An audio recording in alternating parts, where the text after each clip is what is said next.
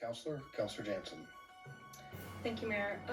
So I'd like to know from staff, what is the financial outlay on the taxpayer money that has been blown on battles over Rooney Valley? And I know you're not going to be able to answer that. Well, are you asking what legal fees were paid prior to the city attorney's office taking this on? Okay, just bear with me, because I know it's going to be huge, and I know it's going to take a while to go through all that. Is it tens of thousands, hundreds of thousands? It's much less than hundreds of thousands. Less than hundreds of thousands. More than 10,000 though. I couldn't tell you off the top of my head, but I can tell you affirmatively it's much less than $100,000 that was paid on original and outside legal. Now it's being handled internally, so there is no charge. Oh, okay. Thank you. Councilor Macarero.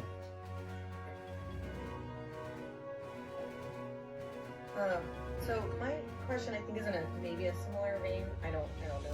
Which is just my understanding is just that generally going to mediation is seen as a better thing in most situations, right? Like people who get divorced, if they can mediate rather than go to court, that's better.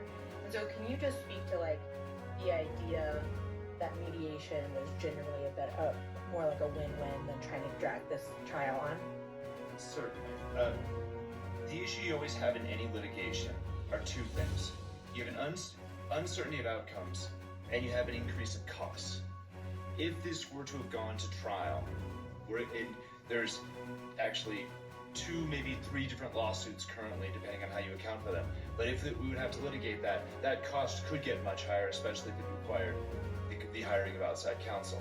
Now, as to the outcomes, it's always speculative, but when you can mediate and when you can come to an agreement that everyone can live with, you can also control how those outcomes come through, and you can plan for future outcomes. And that's one of the reasons why the 2022 IG was presented, is that it plans for future outcomes, as opposed to a court ruling that simply says, this is what happens, and this is the positions of the parties, and this is who gets what, if anything.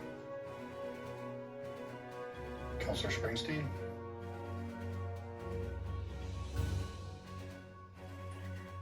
Well, I've heard from a lot of constituents on this issue, and the operative word, I would say, is at least this perception of the word slither. And we as a council and as a staff do not take that into consideration, that is the perception of the public. Now, what I've heard from many, many constituents, and we heard tonight, is that there was an outpouring of participation in this process, that hundreds of people were involved, that people were very, very upset over this issue. And so, in true form, what we do as a city is we wait it out, right? We wait till everybody quiets down. We slip it in there when nobody's looking in the middle of the summer, when people are on vacation.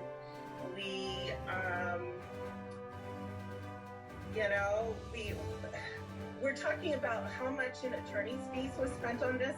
That is a matter of public record.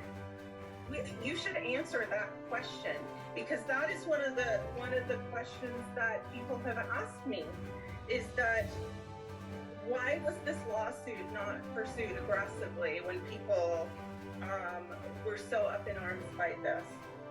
Yes, I'm an attorney, and part of what we did with the ethics code last week is to make it illegal for me to be an attorney and also serve on city council, because we don't want attorneys up here asking these kinds of questions.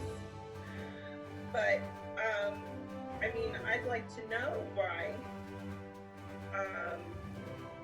over this long period of time, these many, many years, the concerns of these very interested citizens who participated so wholeheartedly with their time, their energy, their money was completely ignored. And as an attorney, yes, we go to mediation. In almost every case, every type of case, we do.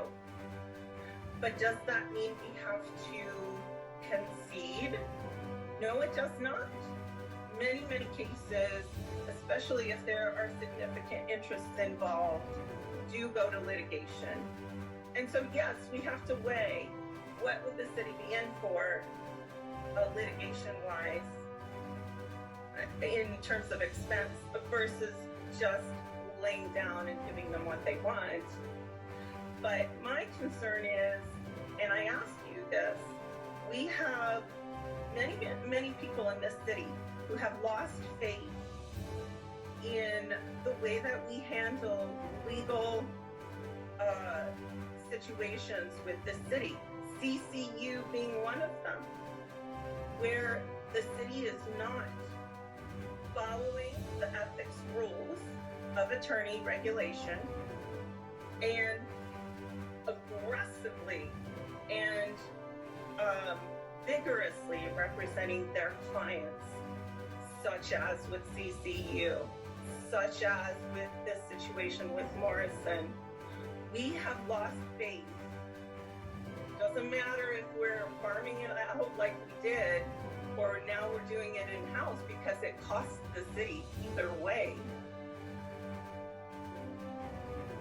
Why are we not listening to this vast contingent of citizens and doing what they've asked of us? Maybe it was 6 years ago, but you can't just wait it out and wait till it dies down. So that's my question.